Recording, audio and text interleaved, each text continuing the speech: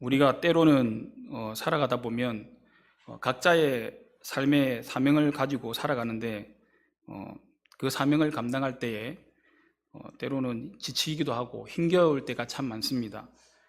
그런데 이제 나는 나름대로 열심히 살아가고 그리고 그 사명들을 감당하고 있는데, 근데 그 사명을 감당할 때에 열심을 인정해 주기보다는 뭐 어떤 대단한 칭찬을 바라거나 상을 바라는 것은 아닌데, 그래도 그 열심에 대해서 인정하고 잘한다 격려하고 받으면 참 좋겠지만, 그런 격려들보다는 주위에 참 힘들게 하는 사람들도 많고, 그럴 때마다 참 그 사명을 내려놓고 싶을 때가 있고, 그리고 그만두고 싶을 때가 참 많습니다. 그리고 우리가 나의 사명이라고 생각하고 하루하루를 살아가는데, 그 일상이 쳇바퀴처럼 똑같이 살아가다 보면 힘도 없고 그리고 힘겹게 느껴질 때 그것을 좀 내려놓게 되고, 이 자리가 내 자리가 아닌가, 그만둘까라고 생각도 참 많이 들게 됩니다. 그러던 중에 어떤 사람이 예를 들어서 지나가다가 나 자신을 생각해서, 나를 생각해서 붕어빵을 하나 사서 나에게 주면서 커피와 함께 요즘 힘들지, 힘내라고 그렇게 주었을 때, 그게 단순히 이제 지나가다가 살 수 있는 붕어빵이 아니라, 그리고 커피숍에서 살 수 있는 커피가 아니라 나에게 힘이 되어지고 다시 사명의 자리로 나갈 수 있는 원동력이 되는 그런 대단한 선물이 될 수도 있겠습니다. 오늘 말씀해 보면 다윗이라는 사람이 나옵니다. 이 13절부터 17절까지 짧은 구절이지만, 다윗은 이 구절을 통해서 자신이 영적으로 지쳐 있을 때, 그리고 흔들릴 때, 넘어지려고 할 때 자기를 하나님 앞에 다시 세움받게 되어지게 하는 일들에 대해서 과거를 해상하면서, 지금 있는 일들이 아니라, 이거는 좀 어떻게 보면 다윗이 좀 많이 세월이 지나고 나이가 좀 지긋이 들어서 과거를 해상하는 이제 구절입니다. 과거를 해상하면서 자신이 영육으로 지쳐 있었고, 그리고 넘어지려 할 때 다시 하나님 앞에 세움받게 되는 일에 대해서 회상하면서 우리에게 말씀해 주는 구절들입니다. 그런데 다윗이 우리에게 설명하는 이 화법을 보면 그냥 아름답고 그런 언어를 구사하는 것이 아니라, 자기의 허물을 들추어내면서 나의 연약함, 자신의 연약함을 읽는 사람들로 하여금, 그리고 이걸 듣는 사람들로 하여금 자기의 허물과 어떻게 보면 감추고 싶은 자기의 죄됨을 드러내면서 우리에게 말씀해 주는 것들을 보게 됩니다. 오늘 보면 상황을 보면 15절의 말씀 보면 중심이 되는 이제 사건이 있는데, 15절의 말씀입니다. 15절을 다시 한번 읽어볼까요? 시작. 다윗이 손하여 이르되 베들레헴 성문 곁 우물물을 누가 내게 마시게 할까 하며. 누구나 할 수 있는 넋두리일 수도 있고, 그리고 소원일 수도 있습니다. 저 물을 내가 먹고 싶다. 저기 밖에 있는 문을 열고 정수기에 있는 물을 저에게 누가 마시게 할 수 있을까라고 하면 누가 떠다 주시겠죠. 웃으라고 하신 말씀인데 아무도 안 웃으시네요. 그런 식으로 이제 다윗이 얘기를 합니다. 근데 지금 이제 말씀을 드리는 이런 우리가 좀 한간보다는 이제 또 평안한 시간에 이런 말들을 한 게 아니라, 여기에 보면 14절에 보니까 상황들을 얘기합니다. 그때에 다윗은 산성에 있고 그때 블레셋 사람이 요새는 베들레헴에 있었다고 얘기합니다. 그리고 13절의 하반절에 보니까 블레셋 사람의 한 무리가 르바임 골짜기에 진을 치고 있습니다. 이 상태는 어떻게 보면 전쟁 상황입니다. 진을 치고 어떻게 대치해가지고 서로 싸우려고 하는 그런 전쟁의 이제 상황들입니다. 긴박하고 그리고 급박한 상황인데, 다윗은 또 어디에 있었냐면 산성이라는 곳에 있었습니다. 자기 나름대로 아둘람이라는 이런 성읍이 있는데, 그 성읍 안에서 자기들만의 요새가 있는데, 그 아둘람이라는 성이 있었습니다. 성읍이 있었습니다. 그 성읍에 앉아 있어서 자기 요새에 있어서 거기에서 자기가 넋두리를 하는 겁니다. 넋두리를 하면서 뭐라고 하냐면 내가 소원하는 게 있는데 혼자서 얘기하는 거죠. 베들레헴 성문 곁 우물물을 누가 내게 마시게 할 수 있을까? 이렇게 넋두리를 하는 것을 보겠습니다. 어떻게 보면 신세한탄이죠. 예, 이해도 됩니다. 왜냐하면 하나님께서 기름 부으시고 이스라엘의 왕으로 이제 기름 부음 받았지 않습니까? 부르심 받았는데, 근데 그 삶은 녹록치가 않습니다. 사울을 통해서 쫓김을 받고, 그리고 다른 사람들을, 여러 사람들을 통해서 쫓김을 받고, 그렇게 도망다니는 신세들과, 그리고 왕이라기보다는 도망자의 신세를 더 살아갔던 다윗의 모습을 보게 됩니다. 어떻게 보면 하나님을 의지하고 하나님께서 부르셨기 때문에 하나님께서 이루실 그 것들을 바라보면서 인내하고 참아내고 여기까지 왔는지도 모르겠습니다.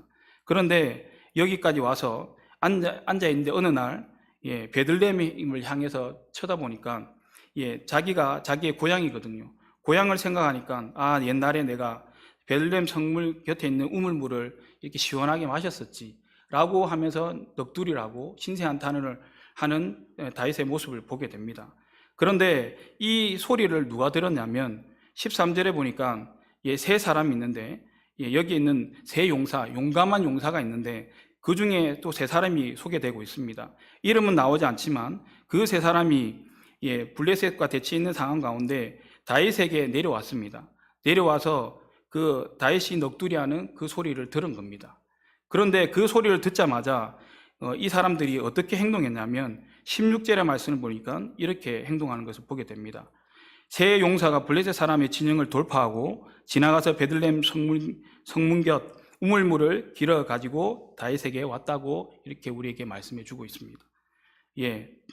그 말이 끝나자마자 그 우물을 떠오기 위해서 어떤 전쟁을 하기 위해서 나간 것도 아니고 우물물을 떠오기 위한 그 목적 하에 이 세 사람이 블레셋 사람의 진영을 돌파해서 그렇게 갔다 온 겁니다. 그런데 이거는 그냥 단순한 일이 아니고 우리 우물물 좀 가져갈게 라는 상황이 아니라 누군가와 싸우고 내가 죽거나 그 상대방이 죽거나 하는 그런 긴박한 상황 가운데 이 우물물 하나를 그냥 길어오려고, 한 병을 길어오려고 이렇게 목숨을 걸고 적진을 향해서 돌파한 이 세 사람의 모습들을 보게 됩니다. 그런데 우리가 그렇게 할 수도 있지, 내가 좋아하는 사람이면 그 사람들을 위해서 할 수 있지라고 하는데, 우리가 그 상황이 되면 그냥 단순하게 따르고 좋아하는 사람이면 이렇게 할 수 없습니다. 왜냐하면 이거는 무모한 짓이고 무가치한 일이거든요.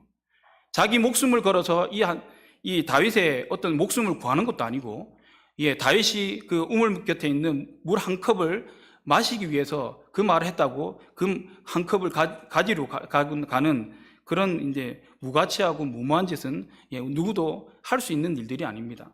그런데 여기에 보니까 16절의 중간에 보니까 우물물을 길어라는 이렇게 단어가 나옵니다. 이 말은요, 이스라엘 백성들이 하나님 앞에 제사를 드리지 않습니까? 제사를 드릴 때 하나님께 드려지는 물이 있습니다. 물을 이제 제사를 드릴 때 기르러 가는 물을 있는데, 그 물을 깃듯이 길러갈 때 이런 단어를 썼습니다. 그러면 이 세 사람이 이 우물물을 떠러 갈 때 어떤 마음으로 갔기 때문에 이 목숨을 걸고 갔다는 말입니까? 자기의 목숨을 걸 정도로 이 말에 대해서 순종하는데, 어떻게 순종하냐면 이 다윗의 말을 하나님의 말씀으로 들었다는 겁니다. 다시 말해서 하나님께서 이 다윗을 세우시고, 지금 현재로는 어떻게 보면 통일 이스라엘의 왕의 모습은 아니지만 하나님께서 분명히 다윗을 세우시고, 그리고 다윗을 왕으로 세우셔서 그 다음 왕으로 하나님께서 세우셨다는 것을 인정하고 하나님의 주권을 인정하는 그 마음으로, 하나님께서 세우신 왕이기 때문에 무가치하고 무모한 일이지만 그러나 그 왕이 우리에게 말하는 그 말에 대해서 자기의 목숨과 바꾸어서 충성하고 순종하는 모습들을 보였다는 겁니다. 단순히 다윗의 말에 순종한 게 아니라 하나님 말씀, 하나님께서 세워주신 그 말씀에 순종하고 따랐던 그 모습들을 보게 됩니다. 다시 말하면 이 세 사람은 다윗에 대한 충성도 있었지만 하나님에 대한 확실한 신뢰와 믿음의 그런 마음도 있었다는 겁니다. 하나님 중심인, 여호와 하나님 중심에 있는 그 신앙이 중심에 있었기 때문에 이런 다윗에 대한 충성도 가능했다는 겁니다. 우리가 우리에게 적용해 보면 골로새서 3장에 보면 우리에게 적용되는 말씀이 있습니다. 한번 찾아서 한번 읽어봤으면 좋겠습니다. 골로새서 3장 18절에서 24절까지 보면 우리 생활 속에서 일어나는 그 모습들을 통해서 우리에게 권면하는 말씀이 있습니다. 골로새서 3장 18절에서 24절까지의 말씀입니다.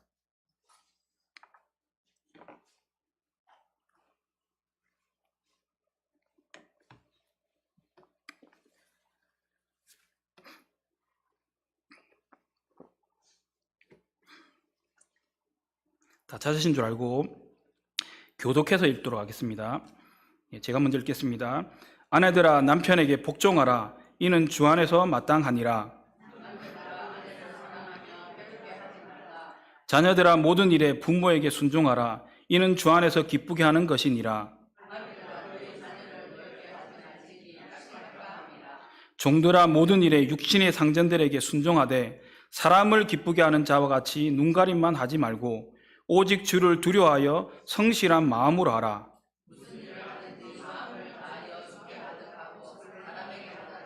같이 읽겠습니다. 이는 기업의 상을 주께 받은 줄 아나니 너희는 주 그리스도를 섬기느니라. 아멘. 우리가 일상적인 내용들입니다. 아내와 남편, 그리고 자녀와 부모, 그리고 종과 상전, 이렇게 나와 있습니다. 일상적인 것이지만 우리에게 덧붙이신 말이 있습니다. 일상적인 것이지만 하나님 중심에서 말하는 부분들이 있습니다. 뭐라고 말씀하시죠? 중간중간에 보면 뭐가 눈에 띄십니까? 주 안에서, 그 다음 절에는 주 안에서가 없는데 생략된 부분들입니다.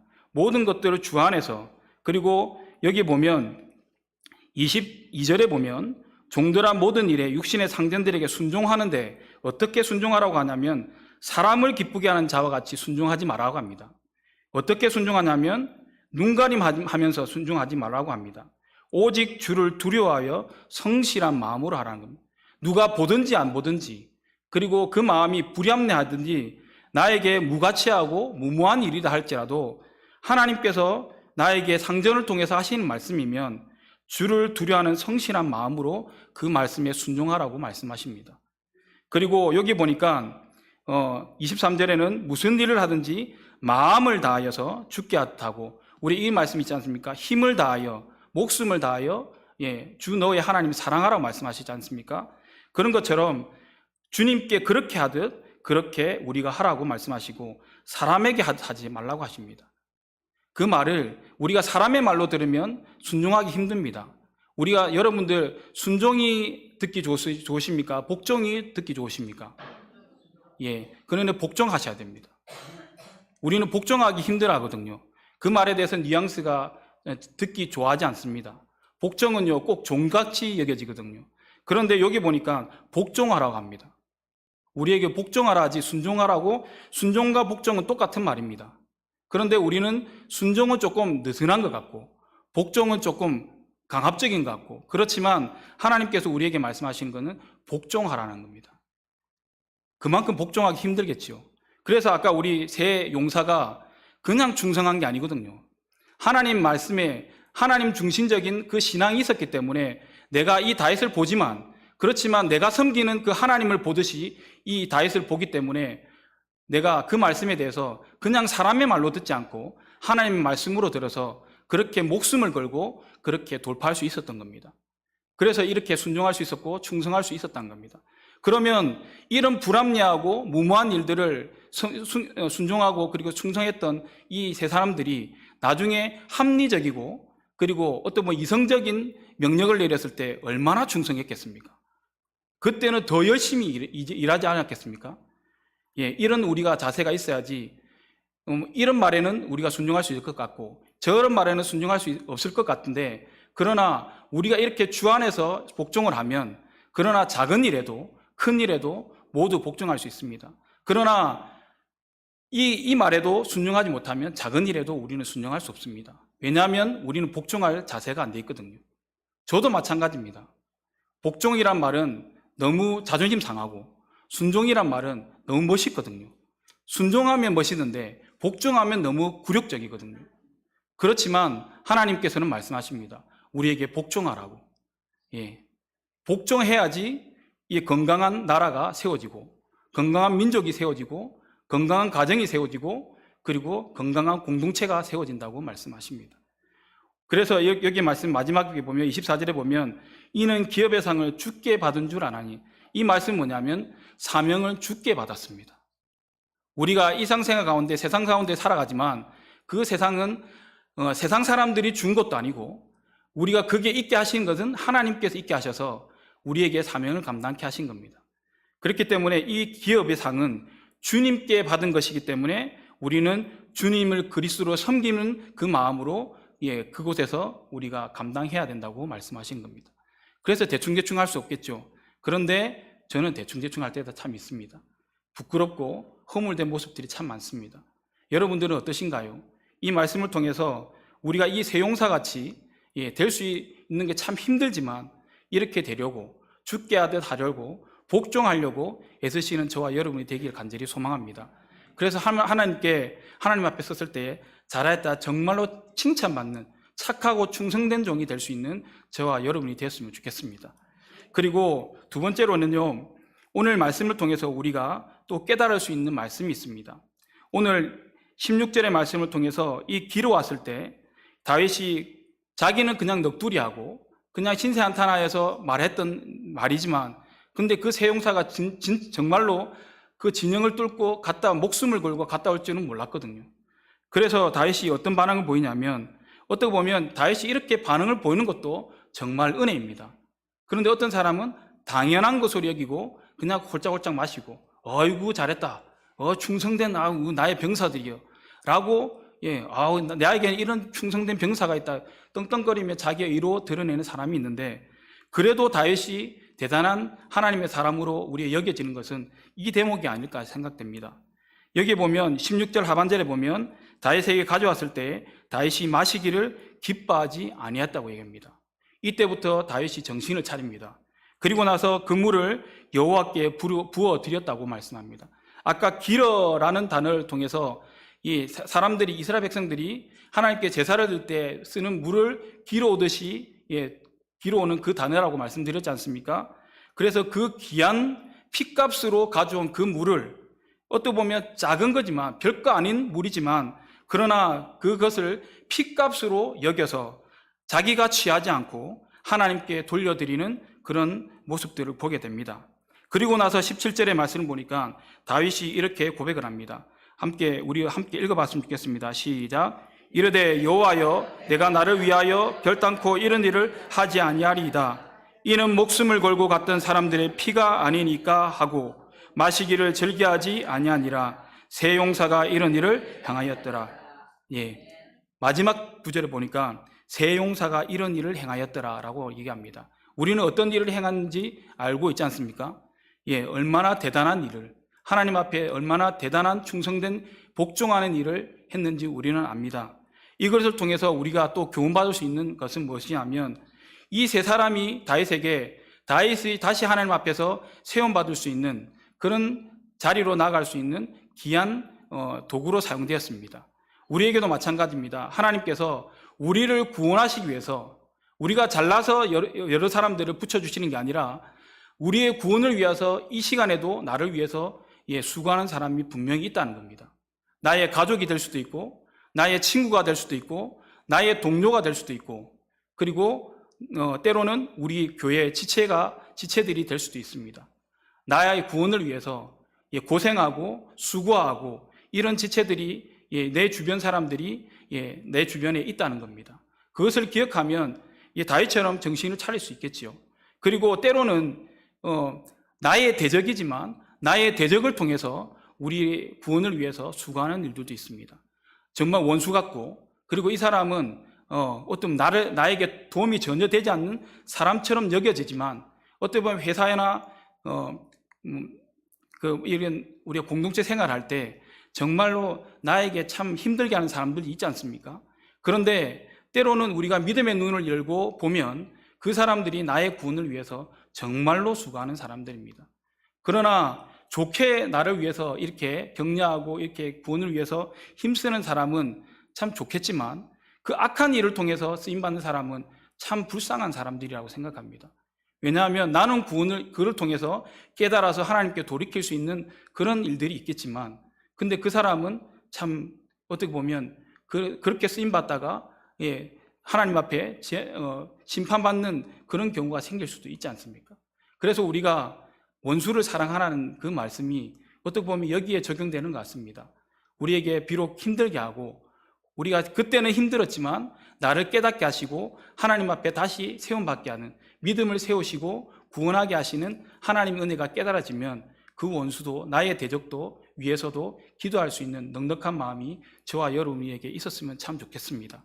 때로는 그 사람들이 나를 구원할 때도 있지만 내가 어떤 사람을 구원하기 위해서 쓰임받을 때도 있습니다. 그럴 때 나를 힘들게 하고 그 구원받는 사람 때문에 내가 힘들어질 때도 있고, 그리고 어떻게 보면 희생과 수고를 할 때가 있습니다. 그러나 한 영혼을 세우기 위해서 나를 쓰임받는다면 하나님 앞에 복종하는 마음으로 그렇게 하나님 앞에 나아가서 귀하게 쓰임받는 저와 여러분에 대해서 하나님께 영광 돌리는 그런 삶이 되었으면 좋겠습니다.